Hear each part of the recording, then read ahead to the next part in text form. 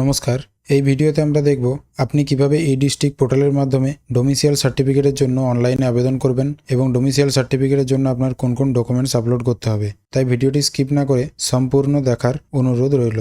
Domicile certificate apply করার জন্য আপনাকে চলে আসতে হবে ই-ডিস্ট্রিক্টের পোর্টালে। এই ওয়েবসাইটের লিঙ্ক আমরা ভিডিও ডেসক্রিপশনে দিয়ে দেবো। আপনারা সরাসরি সেখান থেকে এই ওয়েবসাইটে চলে আসবেন এবং এই log in or sign up বাটনে ক্লিক করবেন।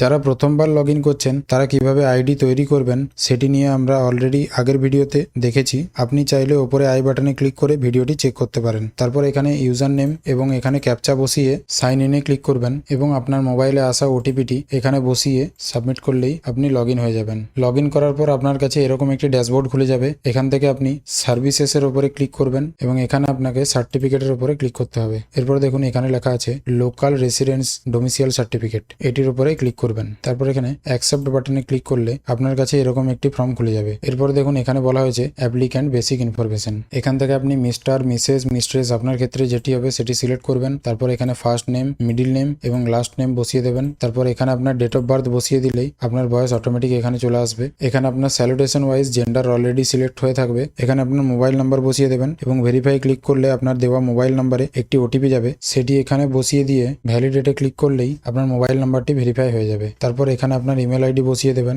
এখানে আপনি চাইলে আপনার আধার নাম্বার দিতে পারেন, তবে যেহেতু এটাতে স্টার মার্ক নেই আপনি পরের অপশনেও চলে যেতে পারেন। এরপরে দেখুন এখানে বলা হয়েছে অ্যাপ্লিক্যান্ট পার্মানেন্ট অ্যাড্রেস। এখানে আপনার সম্পূর্ণ অ্যাড্রেস বসিয়ে দেবেন। এখানে আপনার পিনকোড বসিয়ে দেবেন। আপনার পিনকোড ওয়াইজ এখানে কান্ট্রি এবং স্টেট চলে আসবে। তারপর আপনার ডিস্ট্রিক্ট চুজ করবেন। তারপর আপনার সাব ডিভিশন চুজ করবেন। আপনি শহর না গ্রামে বাস করেন সেটি এখান থেকে সিলেক্ট করবেন। এখানে আপনার ব্লক বা মিউনিসিপ্যালিটি সিলেক্ট করবেন। তারপর আপনার ব্লক বা মিউনিসিপ্যালিটির নাম এখান থেকে চুজ করবেন।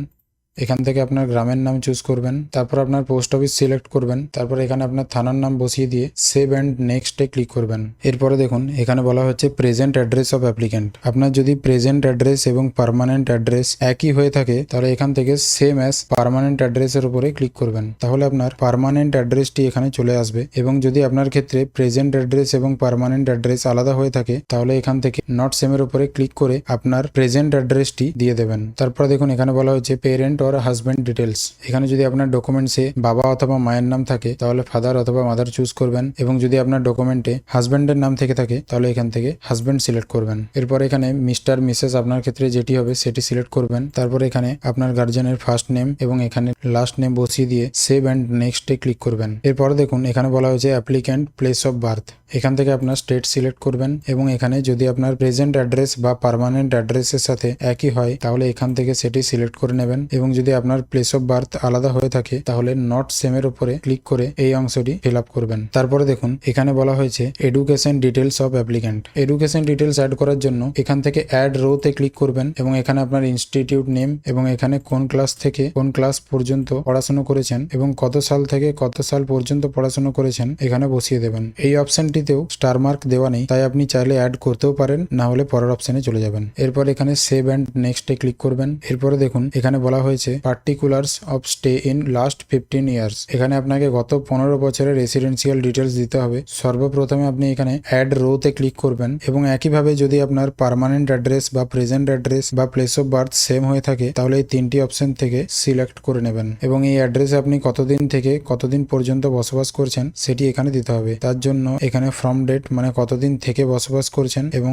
এখানে টু ডেট মানে কতদিন পর্যন্ত বসবাস করছেন সেই ডেটটি এখানে দিয়ে দেবেন। এখানে যদি আপনার নিজের বাড়ি হয়ে থাকে তাহলে ওন সিলেক্ট করবেন, যদি ভাড়ার বাড়ি হয়ে থাকে তাহলে রেন্টাল সিলেক্ট করবেন এবং যদি আপনার অফিসিয়াল পারপাসের কোনো বাড়িতে আপনি বসবাস করে থাকেন তাহলে অফিসিয়াল হাউজিং সিলেক্ট করবেন। তারপর দেখুন এখানে বলা হয়েছে আদার ডিটেলস। এখানে যদি আপনার বা আপনার পরিবারের কারো নামে কোনো সম্পত্তি থেকে থাকে তাহলে ইয়েস ক্লিক করে সেই সম্পত্তি ডিটেলসটি যেমন খতিয়ান নাম্বার, জিএল নাম্বার, দাগ নাম্বার এবং মৌজার নাম এখানে বসিয়ে দেবেন। এরপর যদি আপনার বা আপনার পরিবারের কারো নামে কোনো সম্পত্তি না থেকে থাকে তাহলে নোতে ক্লিক করবেন। এরপর যদি আপনি অন্য স্টেট থেকে এখানে এসে থাকেন তাহলে ইয়েস করবেন, নইলে নোতে ক্লিক করবেন। তারপর এখানে বলা হয়েছে আপনার কিসের জন্য ডোমিসাইল সার্টিফিকেট প্রয়োজন। এখান থেকে আধার সিলেক্ট করবেন এবং এখানে রিজনে যদি আপনার চাকরির জন্য প্রয়োজন হয় তাহলে জব অ্যাপ্লিকেশন লিখবেন এবং যদি কেউ পড়াশোনার পারপাসের জন্য অ্যাপ্লাই করছেন তাহলে এডুকেশন লিখবেন। তারপর এখান থেকে আপনাকে সাপোর্টিং ডকুমেন্টগুলো আপলোড করে নিতে হবে। আপলোড করার জন্য এই অপশনে ক্লিক করবেন। আপনি রেসিডেন্সিয়াল প্রুফ হিসাবে আধার কার্ড বা ভোটার কার্ড সিলেক্ট করবেন এবং এখানে অ্যাটাচ ফাইলে ক্লিক করে এই ফরম্যাট এবং সাইজ অনুযায়ী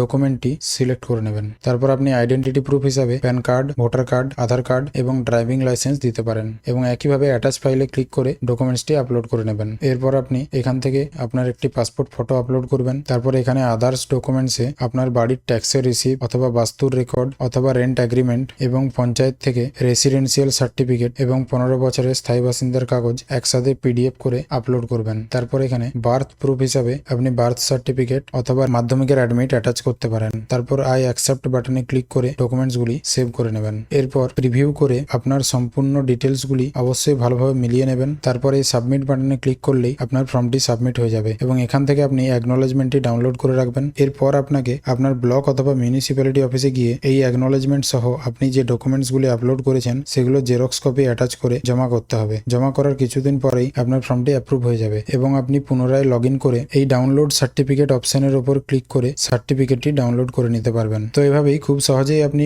ই ডিস্ট্রিক্ট পোর্টালের মাধ্যমে ডোমিসিয়াল সার্টিফিকেটের জন্য আবেদন করতে পারবেন। ভিডিওটি ইনফরমেটিভ লেগে থাকলে লাইক করবেন, যারা ডোমিসিয়াল সার্টিফিকেট করাতে চাইছেন তাদের সাথে শেয়ার করবেন এবং চ্যানেলটিকে সাবস্ক্রাইব করে নোটিফিকেশন অন করে রাখবেন পরবর্তী আপডেটের জন্য। ধন্যবাদ।